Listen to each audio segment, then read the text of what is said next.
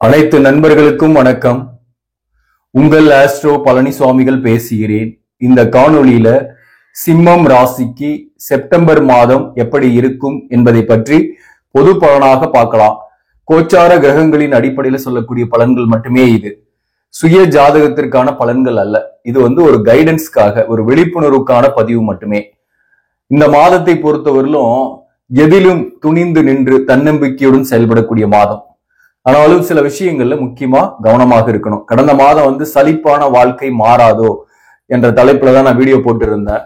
இந்த மாதத்தை பொறுத்தவரையிலும் அதிரடி மாற்றங்கள் நிறைந்த மாதம் என்றே சொல்லலாம். சிம்மராசியை பொறுத்தவரையிலும் ஏற்கனவே நிறைய அதிரடி மாற்றங்கள்லாம் நிறைஞ்சு போச்சு, நிறைய நடந்திருக்கு.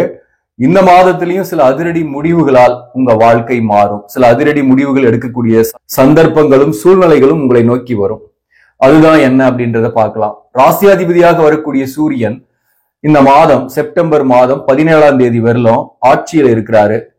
இப்போ ராசியாதிபதி வலுப்பெற்று இருக்கக்கூடிய நேரத்துல தன்னம்பிக்கை கூடும், தாராள குணம் இருக்கும்.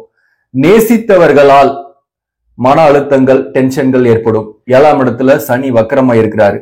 யாருக்கு நீங்க உதவி செய்யறீங்களோ அந்த உதவிகளாலையும் சில ஏமாற்றங்களோ அல்லது மன வருத்தங்களோ வரும். அதுல யாருக்கு உதவி செய்யணும்ன்றத முடிவு பண்ணிட்டு தெளிவா உதவி செய்யுங்க.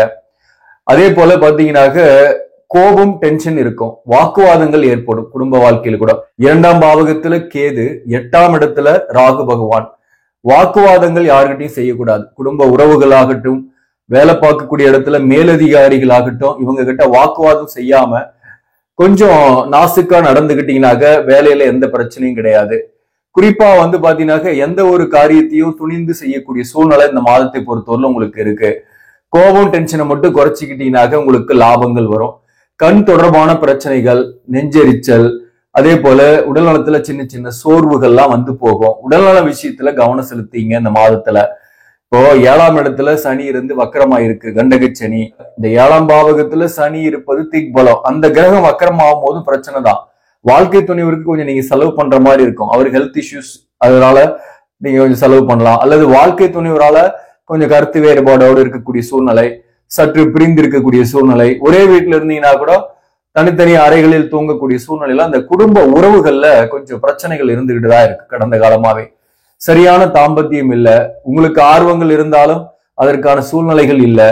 இந்த மாதிரி குடும்ப வாழ்க்கையில் இருப்பவர்களுக்கு குடும்ப உறவுகளோட கருத்து வேறுபாடுகள் இருந்துகிட்டு இருக்கும். அது குறிப்பா யாருக்கு அதிகமா இருக்கும்னாக்க இந்த ஜாதக பொருத்தெல்லாம் பார்க்காம மொத்தமா கல்யாணம் பண்ணவங்க, குறிப்பா நட்சத்திர பொருத்தம் பார்த்துட்டு அல்லது ஜாதக பொருத்தத்தை சரியான முறையில் ஆய்வு செய்யாம கல்யாணம் பண்ணவங்களுக்கு இந்த கண்டகச்சனி காலகட்டம் கொஞ்சம் பாதிப்பு கொடுத்துக்கிட்டு இருக்கோம். ஆனாலும் இந்த ராசியாதிபதி வலுப்பெற்று இருக்கிறதுனால எதிலையும் சமாளிக்கக்கூடிய மாதம் தான். குறிப்பா சில முடிவுகள் எடுப்பீங்க. குடும்ப வாழ்க்கையில ஆல்ரெடி நீங்க பிரிஞ்சிருக்கீங்க, கணவன் மனைவி பிரிஞ்சிட்டீங்க அப்படின்னாக்க பிரிந்து இருக்கக்கூடிய கணவன் மனைவிக்குள் ஒரு தெளிவான முடிவு எடுப்பீங்க. அந்த முடிவுகள் என்பது உங்களுக்கு பாசிட்டிவாவே இருக்கும் மேக்சிமம். அது எந்த மாதிரியான பாசிட்டிவா இருக்கும் அப்படின்னா, உங்களுடைய சுய ஜாதகத்தையும் உங்களுக்கு விருப்பப்பட்ட ஜோதிடர்கிட்ட கொடுத்து செக் பண்ணிக்கங்க. அதே போல பாத்தீங்கன்னாக்க எல்லா விஷயமும் கோச்சாரத்திலே இல்லை. அதுதாங்க நான் சொல்ல வருது. நம்மளுடைய சுய ஜாதகத்துல நம்ம வாங்கி வந்த பிராப்தங்கள் என்பது ரொம்ப முக்கியம். அதாவது திருமண வாழ்க்கையில பிரச்சனை இருக்கு, கருத்து வேறுபாடு இருக்கு, பிரிஞ்சிருக்கீங்க அப்படின்னா இருதாரம் இருக்கா, கலஸ்தர தோஷம் இருந்தாக்க அந்த இருதாரத்தை ஏற்படுத்தும். இதே மாதிரி ஒரு மேட்சிங் இல்லாத ஒரு ஜாதகத்தோடு இணைச்சு வச்சிருந்தாங்கனாக்க அந்த பிரிவுகள் கன்ஃபார்ம் ஆகும். தற்காலிக பிரிவு என்பது கன்ஃபார்ம் ஆகும். இப்போ கோச்சாரத்தின்படி நாம சொல்லணும்னாக்க ஒரு தற்காலிக பிரிவு ஏற்படும். சற்று தள்ளி இருப்பீங்க, ஒரே வீட்டுல இருந்தா கூட தள்ளி இருக்கக்கூடிய சூழ்நிலை ஏற்படும் அப்படின்ற விஷயத்த நாம சொல்லலாம். அதுக்கு மேல ஃபர்தர் இன்ஃபர்மேஷன் வேணும்னாக்க உங்களுடைய சுய ஜாதகத்தை தான் ஆய்வு பண்ணணும். அதுதாங்க நான் சொல்ல வர்றது. 10ஆம் அதிபதியாகவும் 3ஆம் அதிபதியாகவும் வரக்கூடிய சுக்கிரன் நீசத்துல இருப்பார், 2ஆம் பாவகத்துல. அதாவது கேது சுக்கிரன் இணைவு. கேது சுக்கிரன் இணைவு மேலும் அந்த இடத்துல நீசம் பெற்று இருக்கிறதுனால பொதுவாகவே பாத்தீங்கன்னாக்க சொந்த தொழில் போன்ற தொழில் செய்யக்கூடியவர்களுக்கு இந்த நேரத்துல கொஞ்சம் மன அழுத்தம் இருக்கும். அதாவது சேல்ஸ் கொஞ்சம் டிராப் ஆன மாதிரி, அல்லது ஒரு சில தடைகள் இருக்கிற மாதிரி, அல்லது வாடிக்கையாளரோட சில வாக்குவாதங்கள் செய்யக்கூடிய சூழ்நிலைலாம் இந்த காலகட்டத்தில் இருக்கும். அது ஒரு முதல் பகுதி தான். அதாவது செப்டம்பர் 18ஆம் தேதி வரலும் வேலையில கூட பாத்தீங்கன்னாக்க தொழில கூட கொஞ்சம் ஒரு மந்தத்தன்மையா, ஒரு ஸ்லாக்னஸோ இருந்துகிட்டு இருக்கிற மாதிரி இருக்கும். வேலை பார்க்கக்கூடியவர்களும் பாத்தீங்கன்னாக்க இருக்கிற வேலையை காப்பாத்திக்கணும். வேலையில இந்த நேரத்துல ஆல்ரெடி கொஞ்சம் ஒர்க் ப்ரெஷரோடு இருந்தா கூட இந்த நேரத்துல சேஞ்ச் பண்ணாம இருக்கிறது நல்லது. குறிப்பா அந்த சூரியன் சனி சமசப்தம பார்வை இருக்கிறதுனால ஒர்க் ப்ரெஷர் இருக்கும், டென்ஷன் இருக்கும். மேலதிகாரிங்க கிட்ட வாக்குவாதம் செய்யாம இருக்கிறது நல்லது. அதே போல மூத்த மகன் அல்லது மூத்த பிள்ளையால சில மன வருத்தங்கள் இந்த காலகட்டத்தில் வந்து போகும். தந்தையுடன் கருத்து வேறுபாடுகள் அல்லது பூர்வீக சொத்துல சில பிரச்சனைகள் இந்த காலகட்டத்துல சில பேருக்கு ஏற்படும். இந்த பூர்வீக சொத்துல சில பிரச்சனைகளுக்கு மாதத்தோட பிற்பகுதியில நீங்க துணிந்து ஒரு முடிவு எடுப்பீங்க. அதன் மூலம் உங்களுக்கு ஆதாயங்கள் ஏற்படும். செவ்வாய் பகவான் 4ஆம் அதிபதி மற்றும் 9ஆம் அதிபதி பகை வீட்டுல இருக்கிறார். அதாவது மிதுனத்துல செவ்வாய் இந்த மாதம் ஃபுல்லாவே இதை வந்து பாத்தீங்கன்னா 11ஆம் பாவகமாக வருது. அதனால செவ்வாய் இருக்கலாம், ஒன்றும் பெரிய அளவுக்கு பிரச்சனை கிடையாது. அதாவது பூர்வீக சொத்துல சில முடிவுகள் எடுக்கிறீங்கன்னா அந்த முடிவுகள் உங்களுக்கு சாதகமாக வரும். சொத்துக்கள் வாங்கக்கூடிய வாய்ப்புகள் அல்லது பூர்வீக சொத்து கிடைக்கக்கூடிய வாய்ப்பு இந்த காலகட்டத்தில் உண்டு. மேலும் 9ஆம் அதிபதி 11ஆம் பாவகத்தில் இருக்கிறதுனால மறுமணத்திற்காக முயற்சி செய்யக்கூடியவர்களுக்கு அந்த வரன்கள் அமையக்கூடிய வாய்ப்பு உண்டு. திருமணத்திற்காக முயற்சி செய்யக்கூடியவர்களுக்கும் இன்னுமே திருமணம் ஆகலன்னா திருமணத்திற்கான வரன்கள் அமையக்கூடிய வாய்ப்பு இந்த காலகட்டத்தில் உண்டு. மாதத்தோட பிற்பகுதியில வரன்கள் அமையும். புரட்டாசி மாசமா இருந்தாலும் வரன்கள் அமையும். ஏன்னா சுக்கிரன் செப்டம்பர் 18ஆம் தேதி 3ஆம் பாவகத்துல ஆட்சி பெற்றுறாரு. நீச சுக்கிரன் மாறி ஆட்சி பெறுறது ரொம்ப நல்லது. மேலும் சூரியனும் செப்டம்பர் 17ஆம் தேதி 2ஆம் பாவகத்துக்கு வந்துரும். செப்டம்பர் 23ஆம் தேதி புதன் 2க்குரியவன் அங்கேயே ஆட்சி உச்சம் பெறாரு. அப்போ 2ஆம் பாவகத்துல சூரியன், கேது, புதன் சேர்க்கை இருக்கு. இந்த 3 கிரக சேர்க்கையால வாக்குவாதம் தான் அதிகமா வரும். தனம், குடும்பம், வாக்குஸ்தானத்துல இந்த கிரக சேர்க்கை இருக்கிறதுனால யாருக்கிட்டையும் வாக்குவாதம் செய்யாம இருக்கணும். இதை நான் செஞ்சு கொடுத்துறேன், நீங்க கவலைப்படாதீங்க, நான் பாத்துக்கிறேன்னு சூரிட்டியோ அல்லது வாக்கு கொடுக்கறதையோ தவிர்க்கணும். மேலும் பாத்தீங்கன்னாக்க ஒரு தேவையற்ற கோபங்கள் வரும், ஒரு மன அழுத்தம் இருக்கும். அதற்கு முடிந்த அளவுக்கு பாத்தீங்கன்னாக்க மெடிடேஷன் பண்றது நல்லது. அடுத்தது புதனும் கேதுவும் இணையும் போது பாத்தீங்கன்னாக்க இங்க 8ஆம் பாவகத்துல ராகு இருக்கு. சில பேருக்கு திடீர் பயணங்கள் ஏற்படும். அது தொலைதூர பயணங்களாக கூட இருக்கும். வெளிநாட்டுல இருப்பவங்க திடீர்னு தாய்நாட்டுக்கு போகக்கூடிய சூழ்நிலை இந்த காலகட்டத்தில் ஏற்படும். மேலும் இங்க இருக்கக்கூடியவர்களுக்கு வேலை விஷயமாகவோ அல்லது தொழில் காரணமாகவோ அல்லது பர்சனல் விஷயமா கூட ஒரு நீண்ட தூர பயணங்கள் ஏற்படக்கூடிய வாய்ப்புகள் உண்டு. தந்தையின் உடல்நலனில் கவனம் செலுத்திக்கணும் இந்த மாதத்தை பொறுத்தவரையிலும். மேலும் 2ஆம் பாவகத்துல இந்த சூரியன், கேது, புதன் சேர்க்கையினால பணவரவை விட செலவுகள் கூடுதலாக இருக்கும். அதனால முடிந்த அளவுக்கு கடன் வாங்காம சமாளிக்கக்கூடிய வாய்ப்புகளை பார்க்கணும். அதிக கடன் படும் போது உங்களுக்கு மன அழுத்தத்தை கொடுக்கும் இந்த மாதத்தை பொறுத்தவரையிலும். கடன் கேட்டீங்கன்னாக கடன் கேட்டா கடன் கிடைக்கும், அதுல எந்த பிரச்சனையும் கிடையாது. அதே போல பாத்தீங்கன்னாக்க கடன் வருதுன்றதுக்காக நிறைய வாங்கும் போது உங்களுக்கு கொஞ்சம் டென்ஷனை ஏற்படுத்தும். அதுவே கூட இந்த 9க்குரியவன் 11ஆம் பாவகத்தில் இருக்கும்போது சொத்துக்கள் அல்லது வீடு வாங்குறீங்க அல்லது வாகனம் வாங்குறீங்க அப்படின்னாக்க இந்த சுப கடன்கள் ஏற்படக்கூடிய வாய்ப்புகளே உண்டு. மேலும் பாத்தீங்கன்னாக்க தொழில் ரீதியான எந்த விதமான சேஞ்சஸ் இந்த மாதத்தை பொறுத்தவரையிலும் செய்யாம இருக்கிறது நல்லது. அது ஈவன் பிசினஸே கூட ஆரம்பிக்கிறீங்கன்னா கூட உங்க சுய ஜாதகத்தை பார்த்துட்டு நல்ல காலகட்டத்துல ஆரம்பிக்கிறது தான் நல்லது. இப்போதைக்கு அது தள்ளி வைங்க. கூட்டு தொழில் கூட்டாளிகளோட இருக்கக்கூடியவர்களுக்கு கொஞ்சம் கவனமாக இருக்கணும். தொழில்ல கூட்டு தொழில் புதுசா ஆரம்பிக்கலாமான்னா வேண்டாம் அப்படின்னு தான் சொல்ல முடியும் இந்த காலகட்டத்தை பொறுத்தவரையிலும்.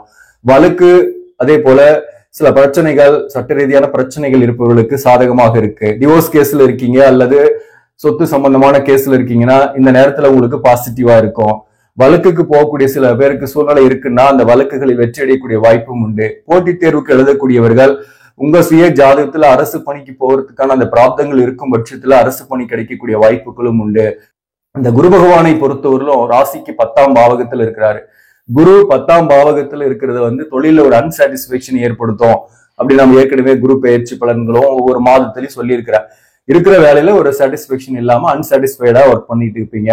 வேற ஒரு இடமாற்றம் ஏற்படும். அந்த இடமாற்றம்ன்றது ஒரு பதவி மாற்றமா கூட உங்களுக்கு இருக்கும். வேற ஒரு இடத்துல நீங்க மூவ் பண்ணி பதவி மாற்றமா கூட இருக்கும். ஆனா இந்த மாதத்தை பொறுத்தவரையிலும் இடமாற்றத்துக்கு உகந்த மாதம் இல்லை. ஒரு வேலை ஆல்ரெடி நான் அட்டன் பண்ணுங்க சார் இன்டர்வியூ, இப்ப வேலை கிடைச்சிருக்கு போலாமா, நீங்க இப்படி சொல்றீங்களே அப்படின்னு சில பேர் கமெண்ட் பண்ணுவீங்க. அப்படிப்பட்டவர்கள் நான் சொல்லக்கூடிய விஷயம்னாக்க ஆல்ரெடி உங்களுக்கு ஜாப் கிடைச்சிருக்கு, வேற ஒரு இடத்துல நல்ல ஆஃபர் லெட்டர் வந்திருக்குன்னா நீங்க போலாம். எப்ப போற மாதிரி இருக்கும்னாக்க இந்த செப்டம்பர் 18ஆம் தேதிக்கு மேல போற மாதிரி இருக்கும். இந்த செப்டம்பர் 18ல இருந்து ஜாப் சேஞ்சஸ் எல்லாம் பண்ணலாம். ஏன்னா சுக்கிரன் ஆட்சி பெற்றுறாரு. அப்போ குரு 10ல இருக்கிறதுனால ஸ்ட்ராங்காவே உங்களுக்கு நிறைய வாய்ப்புகள்லாம் கூட இந்த நேரத்துல வரும். அதாவது வேலையில ஒர்க் ப்ரெஷர் டென்ஷனா இருக்கிறவங்களுக்கு, அதே போல வேலையே இல்லை எனக்கு சும்மாதான் இருந்துட்டு இருக்கிறேன், வேலையை ஆல்ரெடி விட்டுட்டேன், புதிதாக வேலை தேடுறேன், 6 மாசமா எனக்கு வேலை இல்லை, இப்ப தேடலாமான்னா நீங்க செப்டம்பர் 18ஆம் தேதியில இருந்து உங்களுக்கு ஆஃபர் லெட்டர் எல்லாம் வரும். இன்டர்வியூ அட்டன் பண்ணலாம். நீங்க ஜாயின் பண்றதுக்கான வாய்ப்புகள்லாம் உங்களுக்கு வரும். அக்டோபர்ல கிடைச்சிரும் மேக்சிமம். சோ இதை வந்து தெளிவா புரிஞ்சுங்க. சிம்ம ராசிக்கு இந்த மாதத்தை பொறுத்தவரையிலும் எந்தெந்த தொழில் சிறப்பாக இருக்கும் அப்படின்னாக்க, விவசாயம், மருத்துவம், கல்வித்துறை, சேல்ஸ் அண்ட் மார்க்கெட்டிங், சிறுதூர பயணம் செய்து வியாபாரம் செய்யக்கூடியவர்கள், ஒரு கடை நடத்துறவங்க, இவங்கெல்லாம் ஓரளவுக்கு நல்லாவே இருப்பாங்க.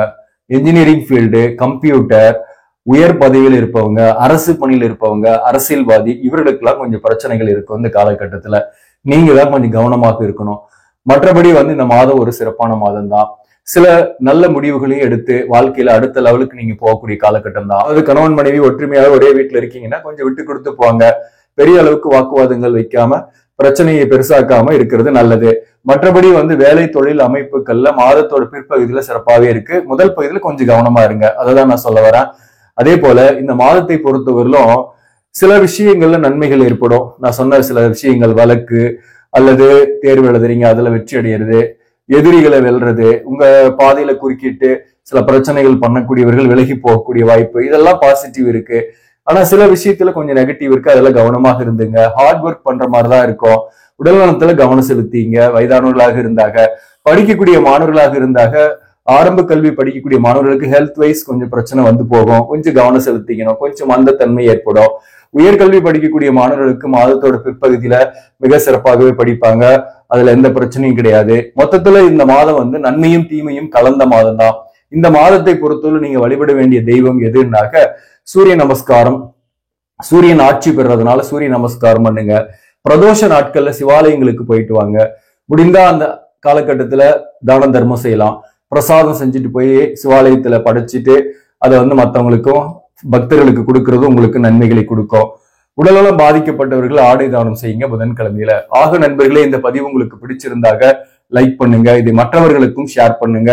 இன்னும் நம்ம சேனலை சப்ஸ்கிரைப் பண்ணாம பாக்குறவங்க சப்ஸ்கிரைப் பண்ணி கண்டினியூ பண்ணுங்க. இதன் மூலம் உங்களுக்கு ஒரு சரியான ஜோதிட தகவல்களும் ஆன்மீக தகவல்களும் கிடைக்கும். நன்றி, வணக்கம்.